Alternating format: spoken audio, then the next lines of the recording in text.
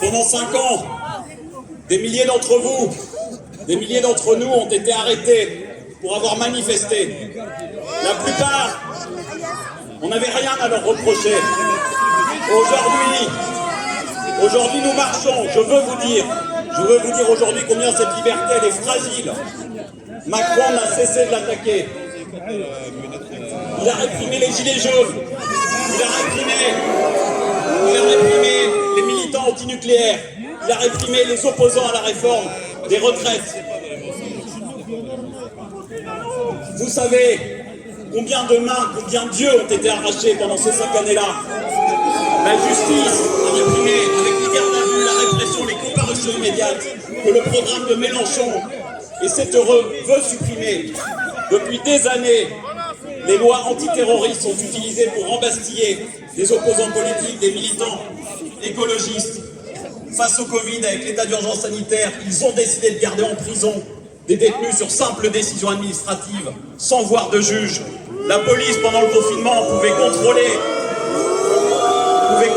tout un chacun, sans raison, libérant l'arbitraire et la discrimination. Alors moi j'entends, ils nous disent Mélenchon est autoritaire. Non, l'autoritarisme c'est Macron.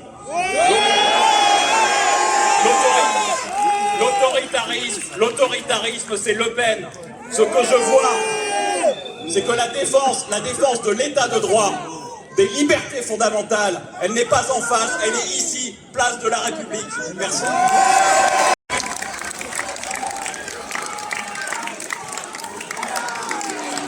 Chers amis,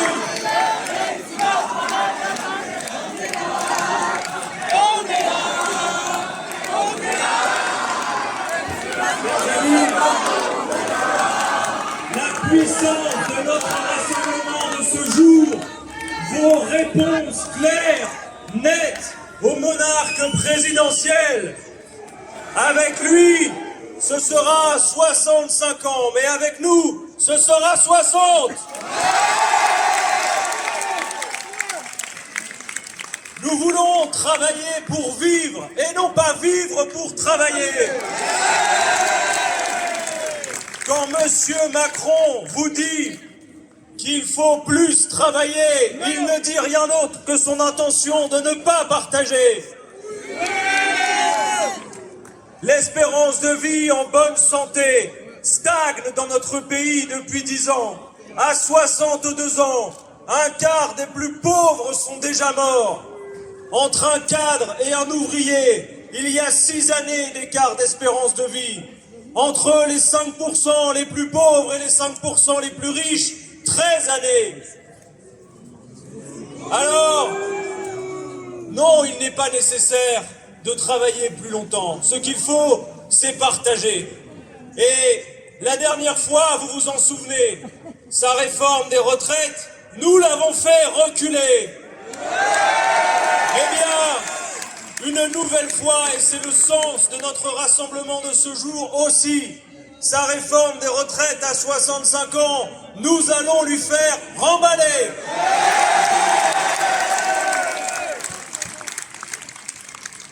Il est temps pour nous de reprendre le flambeau des grandes conquêtes du mouvement ouvrier. Celle pour la diminution du temps de travail, celle pour le temps libre. Avec Jean-Luc Mélenchon au second tour, cette élection présidentielle vaudra aussi référendum pour la retraite.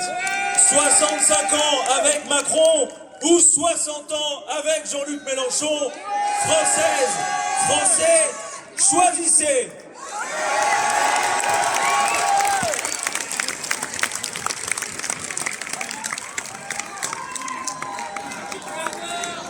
Vous les entendez nous casser la tête avec le coût du travail. Ils ont oublié que ce qui crée la richesse, ce sont les producteurs, les hommes et les femmes qui travaillent. Le problème n'est pas le coût du travail, le problème c'est le coût du capital. Nous n'avons plus, mes chers amis, nous n'avons plus les moyens de leur payer des dividendes par milliards quand ceux qui bossent durement n'ont pas de quoi se nourrir, se loger, se soigner et tout simplement vivre dans la dignité. Oui, nous augmenterons le SMIC pour le porter immédiatement à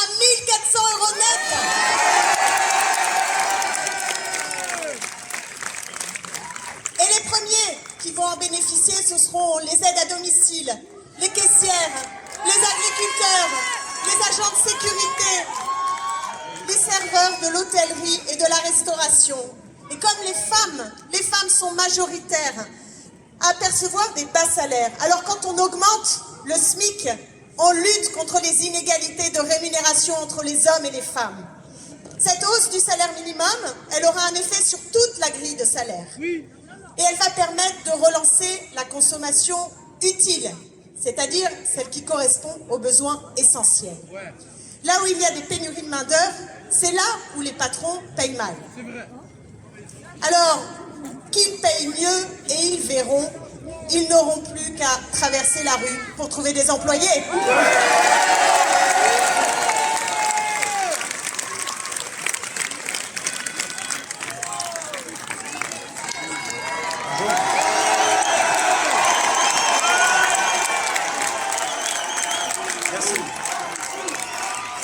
Merci.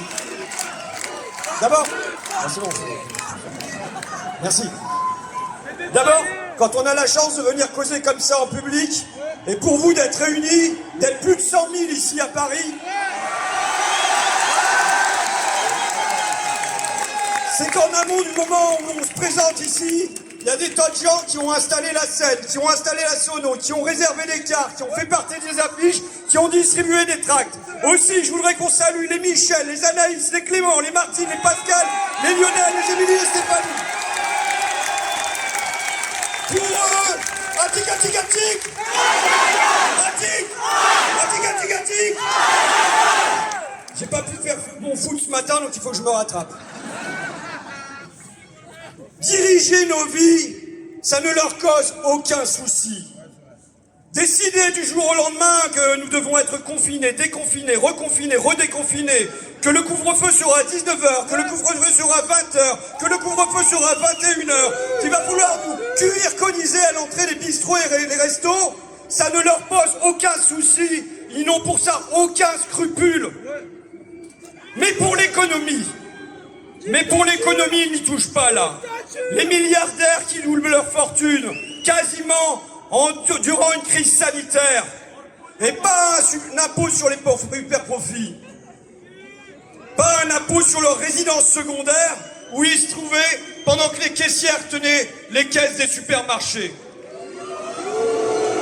Et aujourd'hui que les prix du gaz, de l'essence explosent, aujourd'hui que chez moi à Amiens des gens peinent à se chauffer, aujourd'hui que les auxiliaires de vie peinent à faire le plein pour aller au boulot, et aujourd'hui que en même temps, Total annonce 14 milliards de profits, du jamais vu, du jamais connu, un record de tous les temps. Aujourd'hui que Total continue d'investir en Russie. Que fait le gouvernement? La réponse est rien. Que fait le gouvernement? Que dit le gouvernement? Il est complice de Total. Alors nous disons oui, blocage des prix. Nous disons oui, blocage des profits. Mais nous disons aussi déblocage des salaires. Déblocage des salaires. Pas de profit avec la crise Covid. Pas de profit avec la crise en Ukraine. Il nous faut diriger l'économie, remettre l'économie au service de nos vies et non l'inverse. Non, nos vies au service de l'économie. Et à la fin, c'est nous qu'on va. C'est mou à Paris, c'est mou à Paris. Et à la fin, c'est nous qu'on va. Et à la fin, c'est nous qu'on va.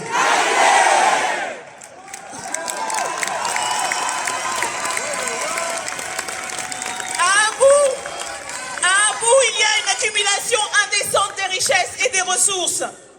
Des ultra-riches qui ont accaparé 236 milliards en plein pandémie, 4 fois le budget de l'hôpital.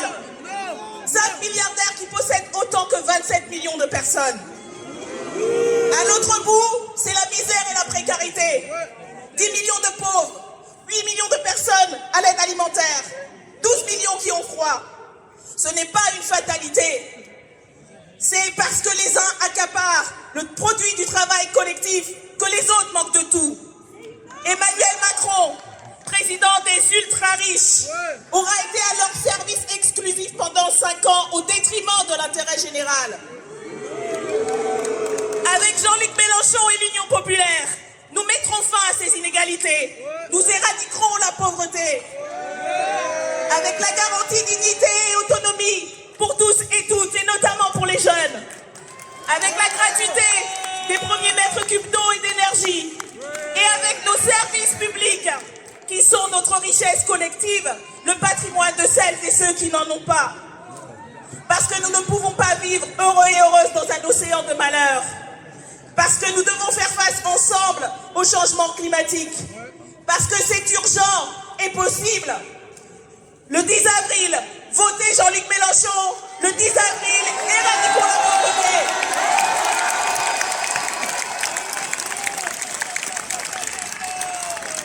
Vous êtes tellement nombreux.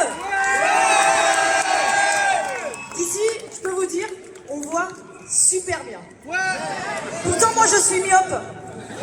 Il y en a certains qui sont du genre tortue, moi, je suis plutôt du genre taupe. Mais je porte des lentilles de contact. C'est pour dire que nous ne sommes pas condamnés. Nous ne sommes pas condamnés à subir 5 années de plus d'un pouvoir politique qui fait les poches aux plus modestes. Nous ne sommes pas condamnés à subir 5 années de plus d'un pouvoir qui a commencé par baisser les APL, qui a poursuivi en s'attaquant aux allocataires du chômage en les rendant responsables de leur situation, en les tapant au portefeuille. Face à un pouvoir politique qui organise cyniquement la montée de l'extrême droite, nous sommes venus dire qu'un autre chemin est possible. Nous qui venons des quartiers populaires, de nos villes de banlieue comme des campagnes, nous venons défendre de toutes nos forces notre droit à la dignité. Nous venons dire qu'un autre chemin est possible et qu'il est temps de nous rassembler autour du programme de l'avenir en commun. Nous venons dire que plus que jamais, la qualification de Jean-Luc Mélenchon au second tour de l'élection présidentielle est à portée de vote. Et nous venons dire qu'il est temps de tourner la page de 5 années de mépris. Alors rassemblons-nous et continuons à marcher pour bâtir la 6e République démocratique, écologique et sociale. Merci.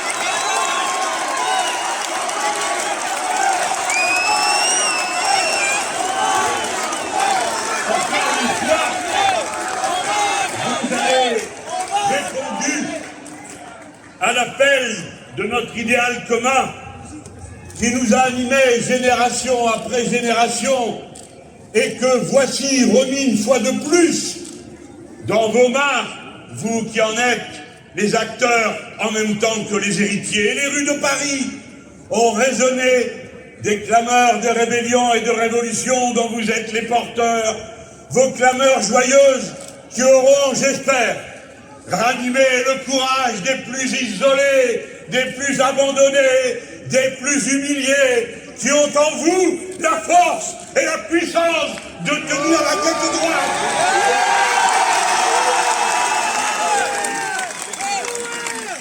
Nous sommes ceux qui parlent la langue universelle, celle de l'intérêt général humain, qui plaide pour que chaque femme soit comme chaque être vivant reçoive sa part de dignité. Nous sommes ceux qui sont à chaque instant pleinement conscients du monde et des responsabilités qui incombent à ceux qui s'en soucient. C'est pourquoi, à cet instant, je dédie le rassemblement populaire de la place de la République à la résistance du peuple ukrainien.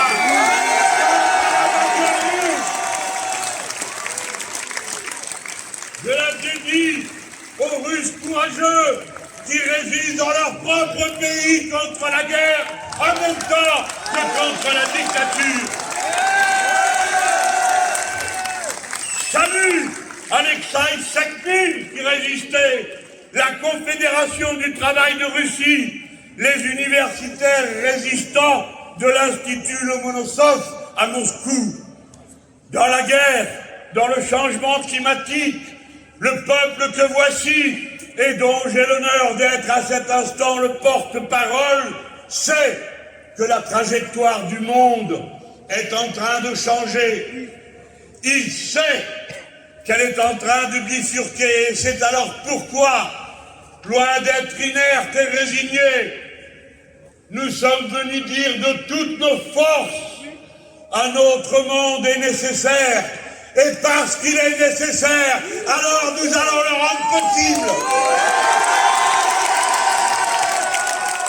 Nous voici, nous qui n'avons jamais cédé à aucune mode, à aucune facilité, à aucun de ces petits arrangements qui ont ruiné jusqu'à l'idée même qu'avaient porté avant nous tant de femmes et tant d'hommes dans les combats pour la démocratie et pour l'égalité sociale.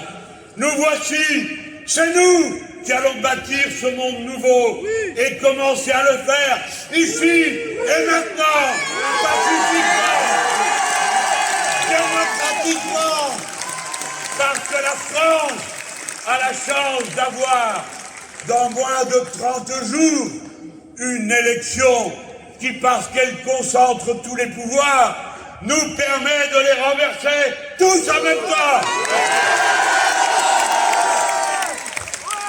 Dès lors, qu'on se dise et qu'on se souvienne que ce ne sont pas les arrangements entre les chefs ni entre les candidats qui font les résultats des élections, ce sont les bulletins de vote.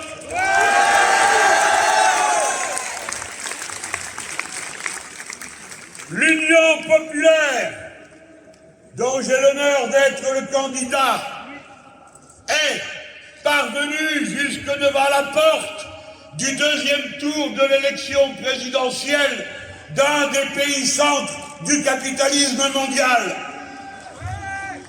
Alors, chaque personne, quelle qu'ait été sa vie, quels qu'aient été ses engagements, chaque personne est personnellement responsable du résultat, parce que c'est chaque personne qui a la clé du deuxième tour qui ouvre la porte. Quelle est la responsabilité morale et matérielle de chacun d'entre nous, chacune d'entre vous? Ne vous cachez pas derrière les divergences entre les chefs et les étiquettes. C'est vous qui faites la décision. Ne vous dérobez pas. Oui, j'ai dit responsabilité morale. En choisissant l'Union populaire dès le premier tour, vous faites un choix de société, car tel est bien dorénavant le sens de cette élection, puisque M. Macron a annoncé fort et clair son programme. Alors, oui, ce vote est un référendum social. Vous êtes prévenus, si loin que vous soyez en ce moment dans le pays, qui nous suivez peut-être devant un écran d'ordinateur ou de télévision. Oui, vous êtes prévenus. Déjà en 2017, le quinquennat a commencé par un coup d'État social qui a détruit la principale protection que le Code du travail apportait aux salariés, celle qui voulait que l'accord d'entreprise soit nécessairement meilleur que l'accord de branche et celui-ci meilleur que la loi. En renversant cette loi, d'un seul coup, ont été privés de protection des millions de travailleurs, abandonnés à un rapport de force à l'intérieur de l'entreprise qui leur était toujours défavorable. Hélas, hélas, mille fois hélas.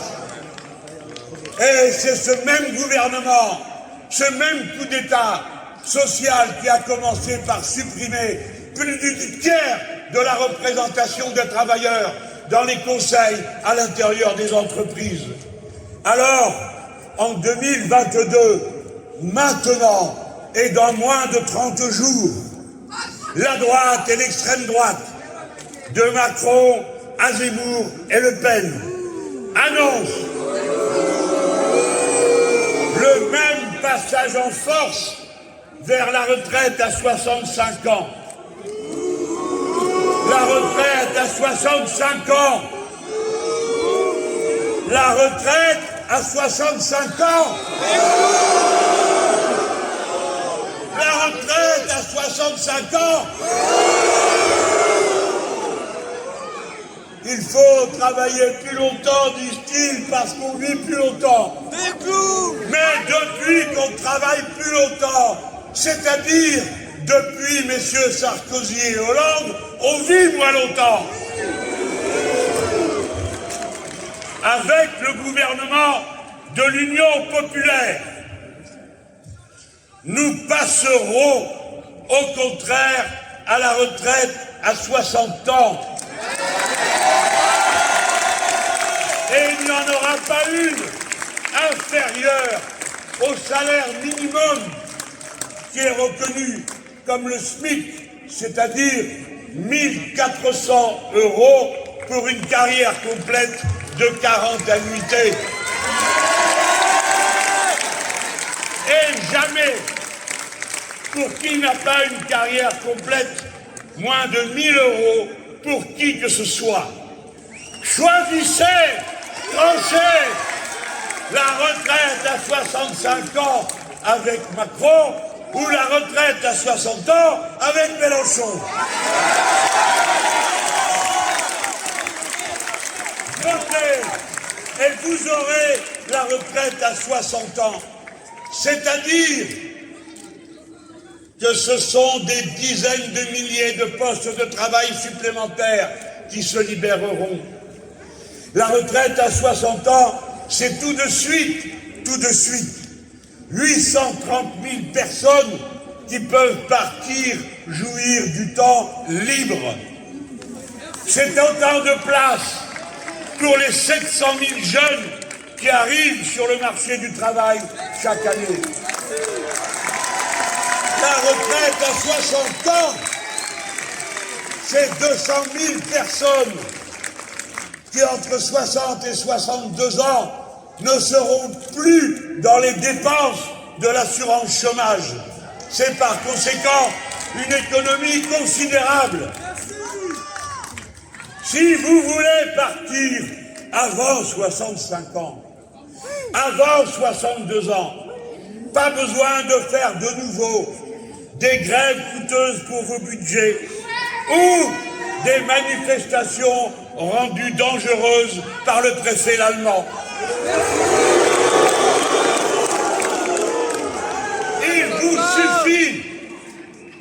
Il vous suffit, dans 3 semaines, d'un aller-retour au bureau de vote et d'un bulletin de vote à mon nom. De même, si vous voulez que se desserre l'étau qui vous serre la gorge, si vous voulez le SMIC à 1400 € net dès le mois de mai, de même, si vous voulez qu'il n'y ait plus une seule personne à moins de 1000 € de revenus mensuels, de même, si vous voulez consacrer votre temps à vos études, à la fac ou au lycée professionnel, sans être dans la misère, ou de vivre de petits boulots le soir et le week-end, 2 éborgnés, 5 mains arrachées, une morte, Madame Zined Redouane, à Marseille. Qui imaginait un fonctionnement de l'IGPN tel que pour 378 enquêtes pour violence contre des gilets jaunes, 2 seulement aient donné lieu à de simples sanctions administratives.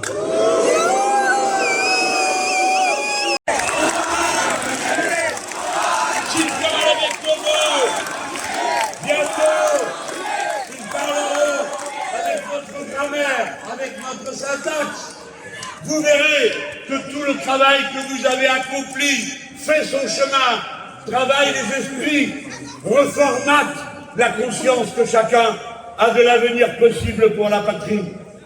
Voici venue l'heure de la 6e République.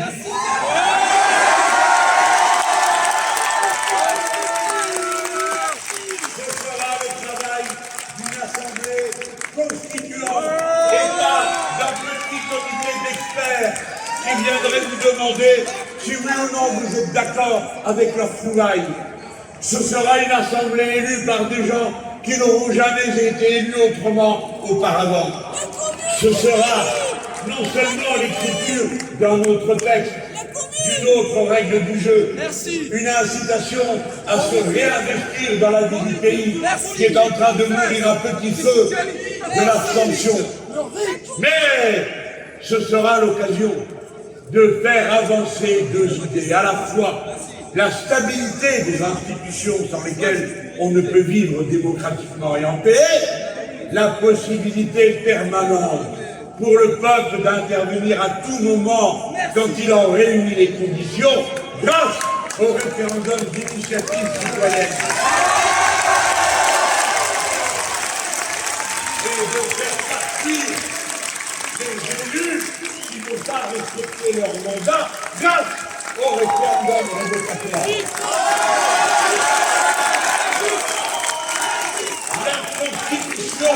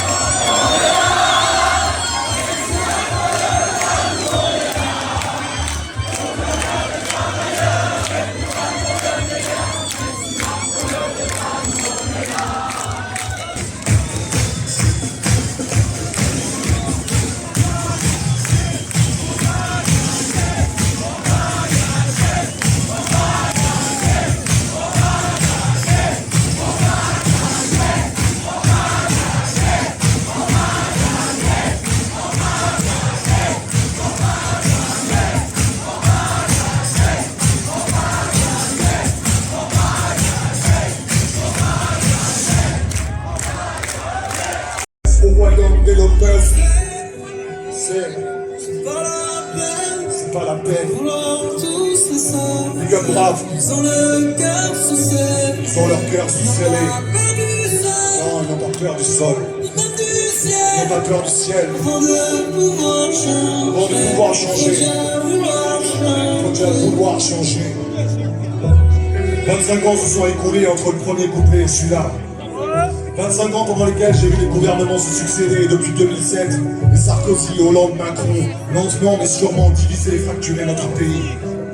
Je ne veux pas ça pour l'avenir de mes enfants, et aujourd'hui, vous tous, moi-même, on aurait pu être partout ailleurs à douter encore, mais on a choisi d'être ici ensemble. Depuis 2017, la vie est beaucoup plus compliquée pour les petits au sens propre, les enfants, les anciens, les petits au sens figuré. Il n'y a jamais autant de pauvres dans ce pays. Je veux pas de ça pour mes enfants. J'ai moi-même hésité longtemps à venir ici aujourd'hui, mais comme dit Médine, je préfère regretter mes discours que regretter mes silences.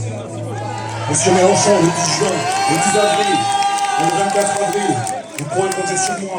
Parce que moi, monsieur Mélenchon, je compte sur vous. Paris, merci de m'avoir écouté. Bonne soirée.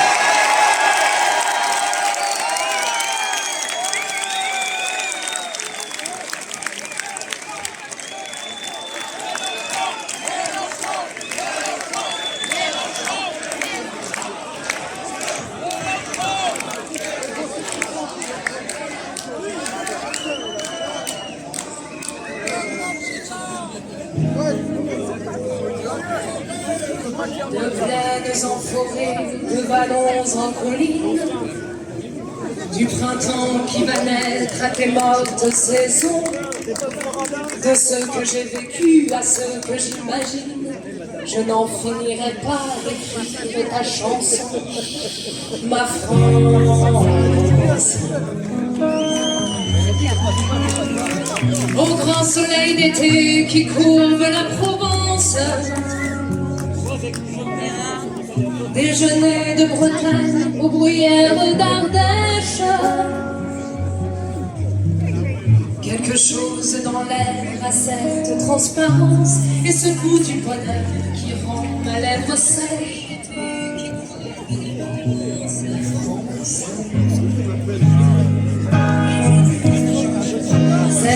de liberté au-delà des frontières, aux peuples étrangers qui donnaient le vertige et dont vous usurpez aujourd'hui le prestige. Elle répond toujours du nom de Robespierre, ma France.